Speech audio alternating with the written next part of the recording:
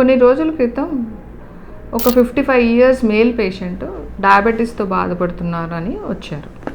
అయితే వాళ్ళ కంప్లైంట్ ఏంటంటే కంటిన్యూస్గా ఎనర్జీ లెవెల్స్ లోగా ఉంటున్నాయి. ఇదివరకు చాలా పని చేసేవాడిని, ఇప్పుడు ఏం పని చేయకపోయినా నేను అలసిపోతున్నా.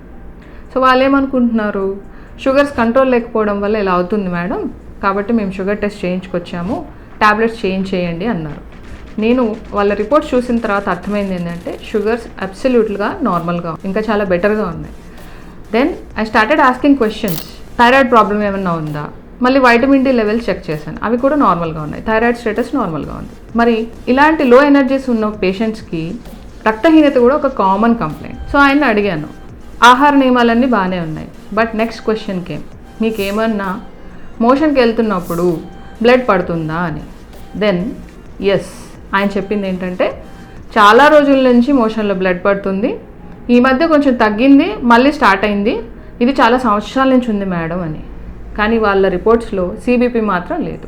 సో నేను సిబిపి టెస్ట్ ఆర్డర్ చేసిన తర్వాత టు మై సర్ప్రైజ్ ఎంత ఉందంటే 7, హిమోగ్లోబిన్ 7 ఉంది. పేషెంట్ నమ్మలేకపోయారు, నేను నమ్మలేకపోయాను. కాబట్టి అన్నిసార్లు లో ఎనర్జీ లెవెల్స్కి అన్కంట్రోల్ షుగర్సే కారణం కాదు, డిఫరెంట్ రీజన్స్ ఉంటాయి.